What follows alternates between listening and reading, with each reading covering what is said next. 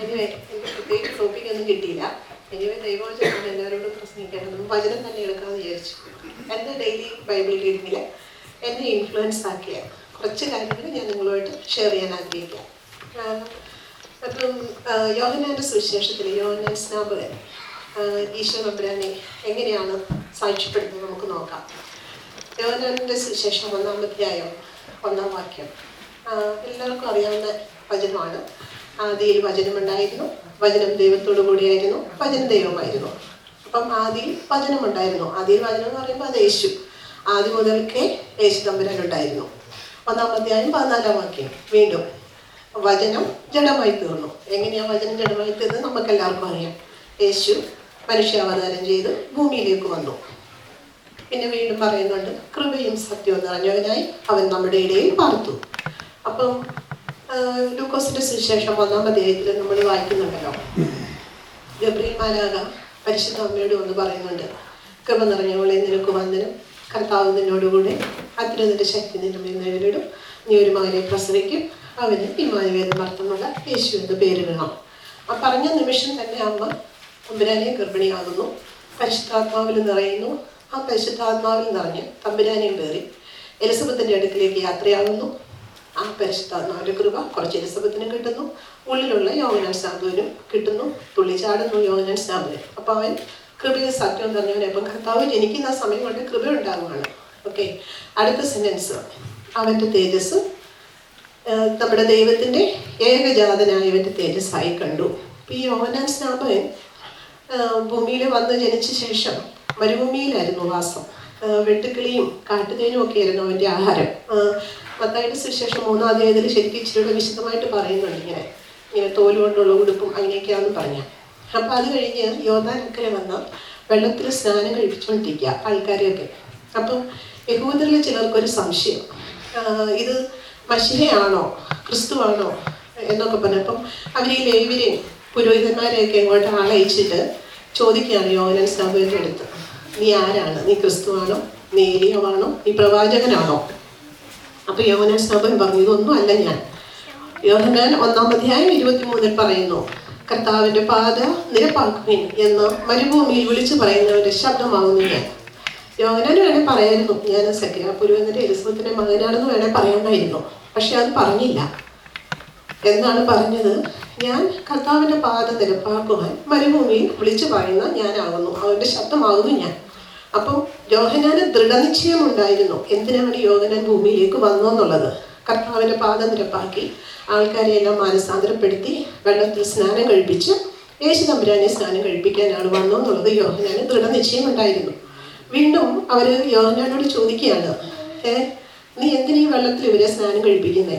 അപ്പോൾ യോഹന്നാൻ പറയുന്ന ഒരു വാചകമുണ്ട്, എൻ്റെ പിന്നാലെ വരുന്നവൻ ഒരുത്തൻ നിങ്ങളുടെ ഇടയിൽ പാർക്കുന്നുണ്ട്, അവൻ്റെ ചെരുപ്പിൻ്റെ വാറഴിക്കാൻ ഞാൻ യോഗ്യനല്ല, അവൻ പരിശുദ്ധാത്മാവിൽ സ്നാനം കഴിപ്പിക്കാൻ പോവുകയാണെന്ന് പറഞ്ഞേ.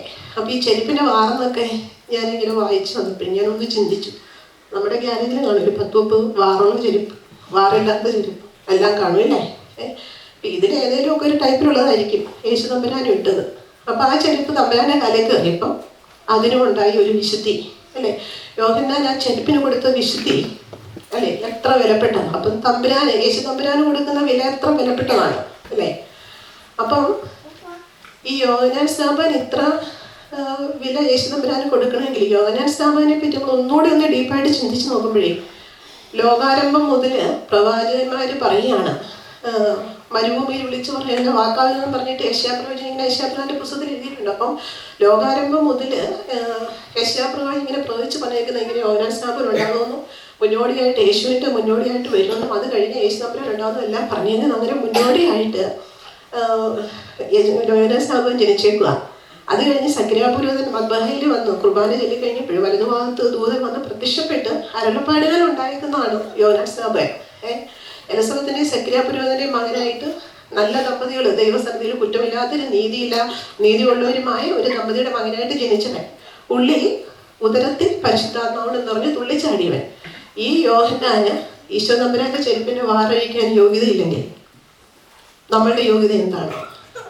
കർത്താവായ തമ്പുരാന്റെ മുമ്പിൽ നമ്മളുടെ യോഗ്യത എന്താണ്? എല്ലാ സൺഡേയിലും നമ്മൾ പള്ളിയിൽ പോകും, കുർബാന കാണും, കുർബാന അനുഭവിക്കും. നമ്മൾ തമ്പുരാന് കൊടുക്കുന്ന യോഗ്യത എന്താണ്? യേശു തമ്പുരാനെ പാപികളായ ഞങ്ങളോട് കരുണ തോന്നണമെന്ന് മാത്രമേ പ്രാർത്ഥിക്കാൻ യോഗ്യതയുള്ളൂ, അല്ലേ? വീണ്ടും താഴോട്ട് വരുമ്പോൾ യേശു തമ്പുരാനെ കുറിച്ച് കൃത്യമായിട്ട് യോഹന്നാൻ പറയുന്നുണ്ട്. യേശു തമ്പുരാൻ യോഹന്നാൻ്റെ അടുത്തേക്ക് വരിക, സ്നാനം കഴിക്കാനായിട്ട്, സ്നാനമേൽക്കാനായിട്ട് വരികയാണ്. അപ്പോൾ യോഹന്നാൻ പറയുന്നുണ്ട്, ഇതാ ലോകത്തിൻ്റെ പാപം നീക്കുന്ന ദൈവത്തിൻ്റെ കുഞ്ഞാട്. അങ്ങനെയാണ് യോഹന്നാൻ യേശു തമ്പുരാനെ പറ്റി പറയുന്നത്. അത് കഴിഞ്ഞ് വീണ്ടും പറയുകയാണ്, എൻ്റെ പിന്നാലെ വരുന്നവൻ എനിക്ക് മുമ്പനായി തീർന്നിരിക്കുന്നു എന്ന് പറഞ്ഞവൻ ഇവൻ തന്നെ. എന്നിട്ട് യോഹന്നാനോട് നേരത്തെ ആത്മാവിന് തമ്പുരാൻ ഒരു ദർശനം കൊടുക്കുന്നുണ്ട്. നീ ഇത്രയും പേരെ വെള്ളത്തിൽ യോഹന്നാൻ അറിയത്തില്ല യേശു തമ്പുരാൻ ആരാണെന്നോ കണ്ടിട്ടുമൊന്നുമില്ല. അപ്പോൾ ഒരു ദർശനം പിതാവായ ദൈവം അവിടെ കൊടുക്കുന്നുണ്ട്.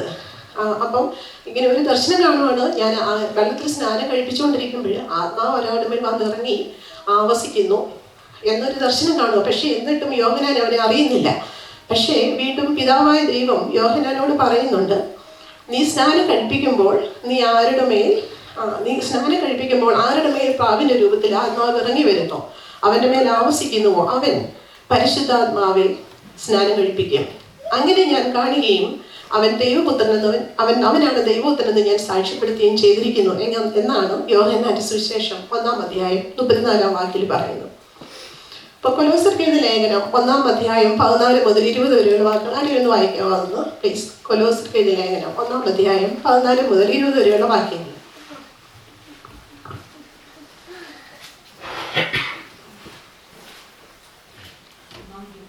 1-ാം അധ്യായം 14 മുതൽ 20 വരെയുള്ള വാക്യങ്ങൾ.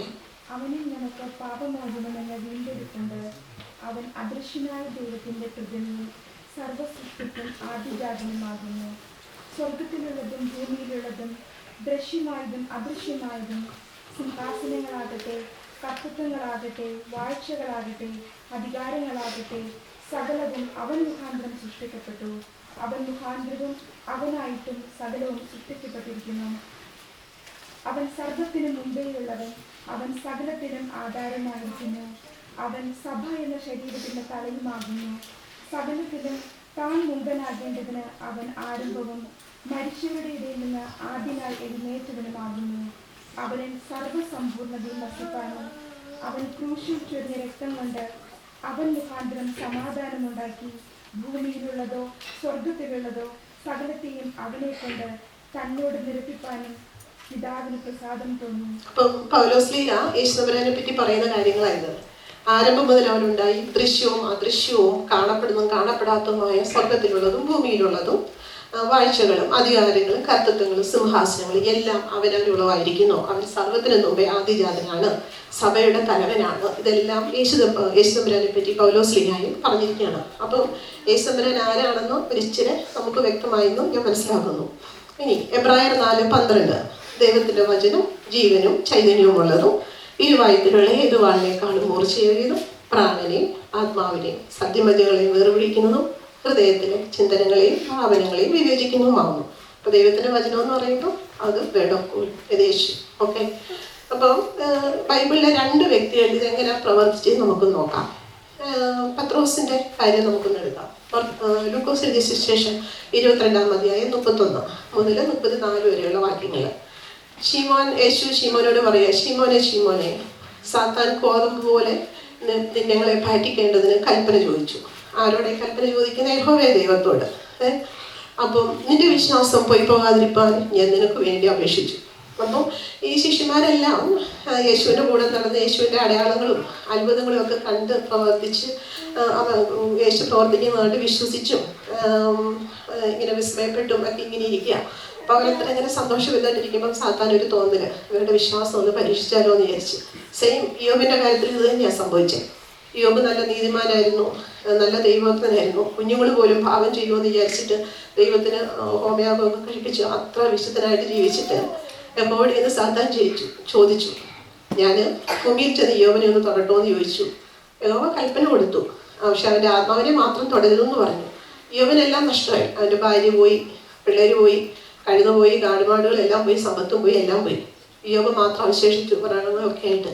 പക്ഷെ യോബ് ഒരു കാര്യം മാത്രം പറഞ്ഞ് പ്രാർത്ഥിച്ച് പിടിച്ചു നിന്നു. യഹോവ തന്നു, യഹോവ എടുത്തു, യഹോവയുടെ നാമം വാഴ്ത്തപ്പെടട്ടെ. ആ വചനം പറഞ്ഞ് പിടിച്ചു നിന്നു. പക്ഷെ പത്രോസിന്റെ കാര്യത്തിൽ ഇവിടെ എന്താ സംഭവിച്ചത് നമുക്കൊന്ന് നോക്കാം. അപ്പൊ പത്രോസ് പത്രോസിനോട് ഈശോ തമ്പുരാൻ പറയുക, നിന്റെ വിശ്വാസം പോയി പോകാതിരിപ്പാൻ ഞാൻ അപേക്ഷിച്ചു, അങ്ങനെ പോയില്ല. അപ്പം പത്രോസിനൊക്കെ അത്രയും ഏറ്റില്ല. അപ്പം പത്രോസ് പറഞ്ഞു, അങ്ങനെയൊന്നും അങ്ങ് ഉള്ളി വിചാരിച്ചു, അങ്ങനെയൊന്നും പോകുന്നില്ല, അങ്ങനെയൊന്നും പോകത്തില്ല. എന്നിട്ട് പത്രോസ് തിരിച്ച് ഈശോ തമ്പുരാനോട് പറയാണ്, നിന്നോടും കൂടെ മരിക്കാനും തടവിലാകാനും മരിക്കാനും ഞാൻ തയ്യാറാണെന്ന് പറഞ്ഞു. അപ്പം ചിരിച്ച് ഈശോ തമ്പുരാൻ പത്രോസിനോട് പറയാണ്, പത്രോസ്, നീ എന്നെ അറിയുന്നില്ല, ഞാൻ അനുഭവിക്കാൻ പോകുന്ന മരണം എന്താണെന്നും നിനക്ക് അറിയത്തില്ല. നീ ഇങ്ങനെയൊക്കെ പറയും, പക്ഷേ 3 പ്രാവശ്യം ഇന്ന് നാളെ എന്ന് വെച്ചാൽ അത് പുലർകാലം 3 പ്രാവശ്യം 3 പ്രാവശ്യം നീ എന്നെ തള്ളിപ്പറയത് കഴിഞ്ഞിട്ട് കോഴി കൂത്തോളെന്ന് പറഞ്ഞു. അത് കഴിഞ്ഞേ 54-ാമത്തെ വചനത്തിൽ പറയുന്നുണ്ട്, അതിരാവിലെ മഹാപുരോഹിതന്മാർ യേശുവിനെ പിടിച്ചുകൊണ്ടുപോയി. പത്രോസ് അകലത്തിൽ പിന്തുടർന്നു. നടുമുറ്റത്ത് അവർ തീ കാഞ്ഞുകൊണ്ടിരിക്കുമ്പോൾ പത്രോസ് അവിടെ ഉണ്ടായിരുന്നു. ഭാര്യക്കാരിൽ ഒരാളൊന്ന് ചോദിച്ചു, നീയും അവനോട് കൂടെ ഉണ്ടായിരുന്നോ? ഇല്ല, ഞാൻ അവനെ അറിയുന്നില്ല. 2-ാമത്തെ പ്രാവശ്യം പറഞ്ഞു, ഞാൻ അവനെ അറിയുന്നില്ല. 3-ാമത്തെ പ്രാവശ്യം പറഞ്ഞു. 3-ാമത്തെ പ്രാവശ്യം പറഞ്ഞ ആളോട് പത്രോസ് പറഞ്ഞു, നീ പറയുന്നത് എനിക്ക് തിരിയുന്ന പോലും ഇല്ലെന്ന് പറഞ്ഞു. ആ പറഞ്ഞു കഴിഞ്ഞുകൊണ്ടിരിക്കെ 60-ാമത്തെ വാക്യത്തിൽ പറഞ്ഞുകൊണ്ടിരിക്കുമ്പോൾ തന്നെ തീർന്നില്ല, അതിന് മുമ്പ് കോഴി കൂകി. അപ്പം അവിടെ എന്താ ചെയ്തതെന്ന് വെച്ചാൽ, അങ്ങ് കോഴി പോയി കഴിഞ്ഞപ്പം കർത്താവ് തിരിഞ്ഞ് പത്രോസിനെ ഒന്ന് നോക്കി എന്നാ പറഞ്ഞു. പത്രോസിനെ ഒന്ന് നോക്കി. അപ്പോൾ പത്രോസ് കർത്താവ് പറഞ്ഞ വചനം ഓർത്തു പുറത്തു പോയി അതിദുഃഖത്തോടെ പൊട്ടിക്കരഞ്ഞു. അപ്പം തമ്പുരാന്റെ വചനം ഇരുവായ്ത്തിലുള്ള ഏതു വാളിനേക്കാളും മൂർച്ചയേറിയ വചനം പത്രോസിന്റെ ഹൃദയത്തിൽ പതിഞ്ഞു. അവന് അനുതാപം വന്നു. നമ്മുടെ എല്ലാവരുടെയും അവസ്ഥ ഇതൊക്കെ തന്നെ അല്ലേ? വിശ്വാസം എന്നൊക്കെ ഉണ്ടെന്ന് പറഞ്ഞാൽ ആക്ച്വൽ പരീക്ഷണം വരുമ്പോൾ വിശ്വാസങ്ങളെല്ലാം തകർന്നു പോകും വീണ്ടും. പക്ഷേ ഈ പത്രോസ്, ഇവർക്ക് ഇതെല്ലാം സംഭവിക്കുന്നത് കുരിശ് മരണത്തിന് മുമ്പാണ്. ഉയർപ്പൊക്കെ കഴിഞ്ഞ് ദൈവം തമ്പുരാൻ അവർക്ക് പ്രത്യക്ഷനായി പരിശുദ്ധാത്മാവിനെ ഊതി കഴിഞ്ഞ് പിന്നെ അവർ വേറെ ലെവലായി. അപ്പോസ്തലപ്രവൃത്തികളൊക്കെ ചെല്ലുമ്പോഴേ പത്രോസൊക്കെ അങ്ങ് പ്രസംഗിക്കാൻ തുടങ്ങുമ്പോഴത്തേക്കും ആൾക്കാർ പരിശുദ്ധാത്മാവോട് നിറയും. അപ്പോൾ അവർ വേറെ ലെവലായി. ഇതെല്ലാം കുരിശ് മരണത്തിന് മുമ്പ്. അപ്പം അടുത്ത ആളെ നമുക്കൊന്ന് നോക്കാം. സക്കായി. ലൂക്കോസ് എഴുതിയ സുവിശേഷം 19-ാം അധ്യായം 1 മുതലുള്ള വാക്യങ്ങൾ 1 മുതൽ 17 വരെ. യേശു തമ്പുരാൻ യെരിഹോയിൽ കൂടെ കടന്നുപോയി. അപ്പോൾ സക്കായി എന്നൊരു ധനവാനും ചുങ്കക്കാരിൽ പ്രമാണിയും ആയ ഒരുവൻ യേശു എങ്ങനെയുണ്ടെന്ന് കാണാൻ ആഗ്രഹിച്ചു. അപ്പൊ യേശുവിന്റെ വചനം കേൾക്കാനോ യേശുവിന്റെ അടുത്ത് ഒന്നുമില്ല, യേശു എങ്ങനെയുണ്ടെന്ന് ജസ്റ്റ് കാണാനൊന്ന് ശ്രമിച്ചു. അവനൊന്ന് ശ്രമിച്ചു. പക്ഷെ അവനെങ്ങനെ ശ്രമിച്ചേ നോക്കണം. അവന് ഉയരം കുറവായതുകൊണ്ട് ഭയങ്കര ജനക്കൂട്ടമായിരുന്നു. അപ്പം ഉയരം കുറവായതുകൊണ്ട് അവൻ മുന്നോട്ടോടി ഒരു കാട്ടത്തിയുടെ മരത്തിൽ കയറിയിരുന്നു. ഓക്കെ, അപ്പൊ കാട്ടത്തിയുടെ മരത്തിൽ കയറിയിരുന്നു. അപ്പൊ യേശു തമ്പുരാൻ ഇങ്ങനെ നടന്നു വരും. അപ്പം മുന്നോട്ടോടി കാട്ടത്തിയുടെ മരുന്നപ്പോൾ യേശു വരുന്നത് ഇങ്ങനെ അവനെ കാണാൻ പറ്റും. അപ്പൊ യേശു തമ്പുരാൻ എങ്ങനെ ഇരിക്കുന്നു എന്നൊക്കെ അവനൊന്ന് കാണാൻ അത്രേ ഉള്ളൂ, അവൻ ആഗ്രഹിച്ചുള്ളൂ. അപ്പൊ യേശു തമ്പുരാൻ ഇങ്ങനെ കാട്ടത്തിയുടെ മരത്തിന്റെ അടുത്ത് വന്നപ്പോഴേ യേശു തമ്പുരാൻ അവനോട് പറഞ്ഞു, സക്കായിയെ, നീ വേഗം ഇറങ്ങി വാ, എനിക്ക് നിന്റെ വീട്ടിൽ നിന്ന് പാർക്കണം. അത്ര മാത്രമേ പറഞ്ഞുള്ളൂ. അവൻ ചെയ്തത് എന്താണെന്നറിയാമോ? അവൻ അനുസരിച്ചു. യേശു പറഞ്ഞത് അവൻ അനുസരിച്ചു. അവൻ തിടുക്കത്തിൽ വളരെ സന്തോഷത്തോടെ താഴോട്ടിറങ്ങി അവൻ പറഞ്ഞു.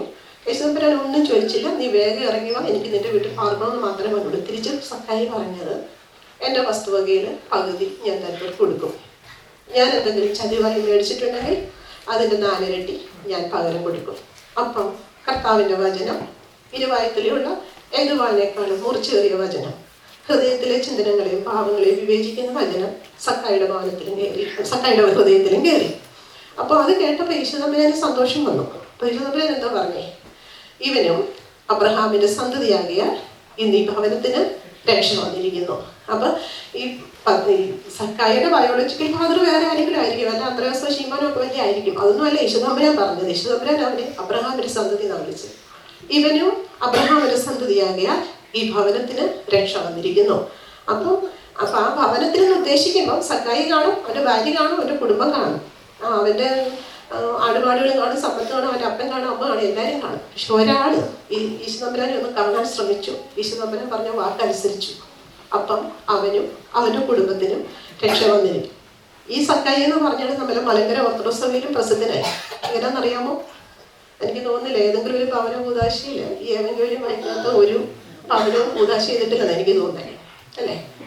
അപ്പം അത് കർത്താവായ യേശുവിൽ വിശ്വസിക്കുക. അപ്പോസ്തലപ്രവൃത്തിയിൽ 16:31 കർത്താവായ യേശുവിൽ വിശ്വസിക്കുക, നീ നിന്റെ കുടുംബവും രക്ഷ പ്രാപിക്കും. 2 തിമോത്തി 3:16 പറയുന്നുണ്ട്, പൗലോസ്ലീഹ പറയുന്നുണ്ട്, എല്ലാ തിരുവഴുത്തും ദൈവശാസ്ത്രീയമാകിയാൽ. ഈ തിരുവഴുത്ത് എന്ന് പറയുന്നത് ബൈബിളിലെ വചനങ്ങളാണ്. അത് ദൈവവിശ്വാസമുള്ളതാണ്. അപ്പം അത് ദൈവത്തിൻ്റെ മനുഷ്യന് സകല പ്രവർത്തിക്കും ഉതകുമല്ലോ, ഉപദേശത്തിനും തെറ്റുതിരുത്തലിനും മാനസാന്തരത്തിനും പ്രയോജനമുള്ളതാണ്.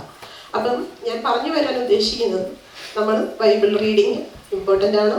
നമ്മുടെ ബൈബിള് വീട്ടിൽ വെച്ചേക്കുന്നത് മൊബൈൽ ചാർജ് ചെയ്യാനോ നമ്മുടെ കാറിൽ കീ വെക്കാനോ പേന വെക്കാനോ എന്നുള്ള സംഭവമല്ല.